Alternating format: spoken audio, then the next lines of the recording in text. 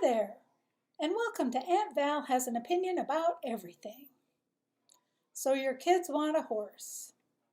Me too. I've had horses most all of my life, and it's the one thing that I'm passionate about forever. And I will say there is something about girls and horses. I don't know what it is, but there's a bond there that just cannot be explained. But all kids can want a horse. And as you know, wanting and actually taking care of a horse are not the same thing. So I say lean into it slowly, because you can look at the money and the logistics, and it can be overwhelming. And you can have a heart attack when you see how much it costs to keep a horse.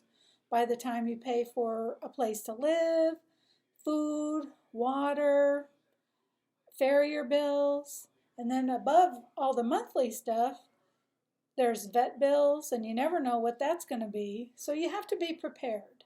So I say start slow and find a local riding stable and sign your kids up for lessons. Take them, they go to their lesson, they come home, but they can see what it's like. And then some barns, if your kids are really into it, offer a deal where they can ride for an extra hour for free if they work around the barn. And that's a good lesson there. Mucking stalls, carrying heavy water buckets, they can see what it's really like to care for an animal. And of course, caring for another living thing of any animal kind is good for kids. It's good for everybody. But they learn that it really is hard work. It's not like you see on TV, where you just get on and ride and have fun and then you go home and do other things. So this way you can gauge how much do your kids really want a horse.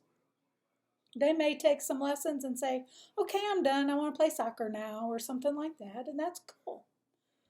And then there are some who stick with it, and then they may want more time with a horse, so you can consider leasing a horse or doing a half lease so that you take care of the horse half the time and ride half the time.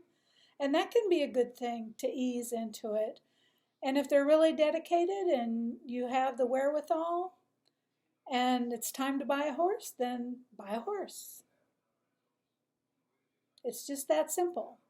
But I've known a number of people whose kids wanted a horse and they ran out and bought one, and the next thing you know, who's taking care of the horse? Mom.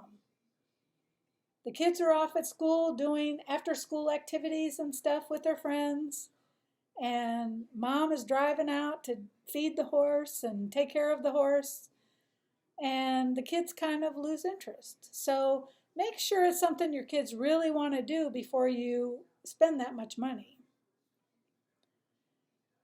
And I do have one caveat that goes with that. Don't just drop your kids off at the barn and come back and get them at the end of the day. I guess I watch the ID channel too much. Well, I do watch the ID channel too much. But having said that, things can happen back behind the barn, and you just never know when there's not an adult around what's going on. So I say maybe friend some of the other parents and take turns hanging out at the barn or whatever, just to make sure everything's on the up and up. It probably is, but it's good to know for sure. I'm Aunt Val.